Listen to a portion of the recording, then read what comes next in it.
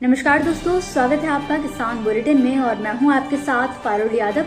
आज की बड़ी खबरों पर नजर डालेंगे, लेकिन उससे पहले मैं चाहूंगी हमारे जिन दर्शकों ने अभी तक ग्रीन टीवी को सब्सक्राइब नहीं किया है वो अभी इसी वक्त चैनल को सब्सक्राइब करके बेल आइकन जरूर प्रेस कर दे, ताकि हम जो भी जरूरी जानकारी आप लोगों के लिए लेकर आए उसका नोटिफिकेशन भी आपके पास तुरंत पहुँच जाए। बिहार में पहली बार हो रही काली हल्दी की खेती कैंसर से छुटकारा दिलाने में मददगार है। काली हल्दी अब 30 सितंबर तक लोन का भुगतान कर पाएंगे किसान। हरियाणा सरकार ने तारीख बढ़ाकर दी किसानों को राहत। कपास के प्रतिबंधित बीजों की धड़ल्ले से हो रही बिक्री, जांच के नाम पर हो रही है केवल कागजी कार्यवाही। बिहार के पूर्णिया जिले में पहली बार अब काली हल्दी की खेती शुरू की गई है। बता दें कि पूर्णिया के समर सेल नेचुरल फार्म में 25 एकड़ में काली हल्दी की खेती की जा रही है। काली हल्दी लोगों को कैंसर जैसी बीमारी से निजात दिलाने में काफी सहायक है। खास बात यह है कि जहां अभी तक काली हल्दी की खेती केवल मिजोरम, नागालैंड और असम जैसे राज्यों में होती आई है, वहीं अब पहली बार बिहार के किसी जिले में इसकी खेती की जा रही है।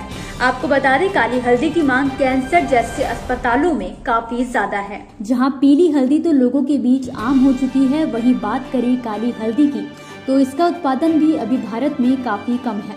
इसका पौधा केली के समान होता है। इसमें मजबूत एंटीबायोटिक गुण मौजूद होते हैं जो कई चिकित्सा जड़ी बूटियों के तौर पर काम आती हैं। काली हल्दी कई तरह की बीमारियों में काफी उपयोगी है, जैसे कैंसर, ट्यूमर और कई तरह के त्वचा के रोग भी शामिल हैं। इतना ही नहीं, इसमें एंटी इंफ्लेमेटरी गुण होते हैं जिससे त्वचा की खुजली ठीक हो जाती है। जाहिर है कि समर सेल नेचुरल फार्म का नाम आज देश के साथ विदेशों में भी हो चुका है। यहाँ 25 एकड़ में की गई काली हल्दी के पौधे अब लहलाने भी लगे। हरियाणा सरकार ने हाल ही में राज्य के कर्जदार किसानों को राहत दी है, जिसके चलते अब कृषि के लिए लोन लेने वाले राज्य के किसानों को भुगतान के लिए 3 महीने का समय और दे दिया गया है। जहां पहले सरकार ने केसीसी यानी कि किसान क्रेडिट कार्ड पर लिए गए लोन को जमा करने की आखिरी तारीख 31 मार्च से बढ़ाकर 30 जून कर दी थी, तो वहीं अब इसे और आगे बढ़ाकर 30 सितंबर कर दिया गया है। सरकार के इस फैसले से राज्य के करीब 3.5 लाख किसानों को राहत मिली है। किसान पहले से ही लॉकडाउन की मार झेलकर काफी परेशान हो चुके हैं। ऐसे में कर्ज के भुगतान की मार उन पर ना पड़े, इसलिए सरकार ने इसकी तारीख आगे बढ़ा दी है। इस बारे में हरियाणा के सहकारिता मंत्री डॉक्टर बनवारी लाल का कहना है कि राज्य सरकार ने इस कोरोना काल में कोरोना की मार झेल रहे किसानों को कुछ हद तक राहत देते हुए ये फैसला लिया है, ताकि कुछ हद तक उनका बोझ कम किया जा सके।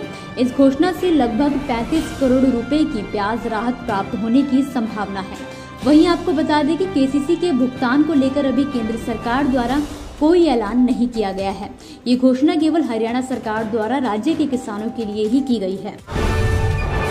मध्य प्रदेश के छिंदवाड़ा जिले के पांडुरना कृषि विभाग में प्रतिबंधित कपास के बीजों की धड़ल्ले से बिक्री हो रही है। सिर्फ पांडुरना ही नहीं बल्कि ग्रामीण अंचलों के कृषि केंद्रों में भी किसान इसकी खरीद कर रहे हैं। आपको बता दें कि गुजरात में निर्मित प्रतिबंधित BT3 कपास के बीज खरपतवार नाशकों की भी यहां पर बड़े पैमाने पर बिक्री चालू है। कृषि विभाग के उच्च अधिकारियों की मिलीभगत से इलाके में चल रहे इस गैर कानूनी काम में जांच के नाम पर केवल कागजी कार्यवाही की जाती है, जिससे क्षेत्र के किसानों को प्रतिबंधित बीज लेने से भी कोई खौफ नहीं रहता। इसके अलावा पांडुरना महाराष्ट्र व मध्य प्रदेश के बॉर्डर पर होने की वजह से ये प्रतिबंधित कपास के बीज सीमावर्ती महाराष्ट्र के पड़ोसी तहसील के अलावा नागपुर, अमरावती, सावनेर, केलवत, तीनखेड़ा, जलालखेड़ा जैसे शहरों में दलालों के माध्यम से सप्लाई किया जाता है। ग्रामीण अंचल में स्थित कृषि केंद्रों पर BT3 कपास पैकेट 650 से 800 के बीच बिक रही हैं, जबकि गुजरात राज्य से ये प्रतिबंधित कपास के बीज की मात्र 200 पैकेट की खरीद बताई जाती है। जानकारी के लिए बता दें कि प्रतिबंधित BT3 कपास के बीज की खेती से जमीन की उर्वरक क्षमता कम हो जाती है। खरपतवार का प्रयोग करने वाले किसानों को शारीरिक संक्रमण और उसकी जान जाने जैसा जोखिम भी हो सकता है। तो दोस्तों, इसी के साथ आज के किसान बुलेटिन की बड़ी खबरों में फिलहाल के लिए बस इतना ही। आप मुझे दीजिए इजाजत, कल फिर हाजिर होंगे कुछ नई खबरों के साथ। तब तक के लिए आप देखते रहिए ग्रीन टीवी। घर पर रहिए, स्वस्थ रहिए। नमस्कार। अगर आप चाहते हैं कि ग्रीन टीवी इसी तरह से किसानों को सशक्त करने के लिए कार्य करता रहे, तो आप भी इसमें अपना सहयोग दे सकते हैं। डिस्क्रिप्शन पर जाकर दिए गए लिंक पर क्लिक करें, पेटीएम करें, NEFT और क्रेडिट कार्ड के जरिए भी आप हमें सहयोग दे सकते हैं। अगर आप हमारा ये वीडियो YouTube पर देख रहे हैं तो हमारे चैनल को सब्सक्राइब करें और अगर FB पर देख रहे हैं तो इसे लाइक करें और शेयर करें।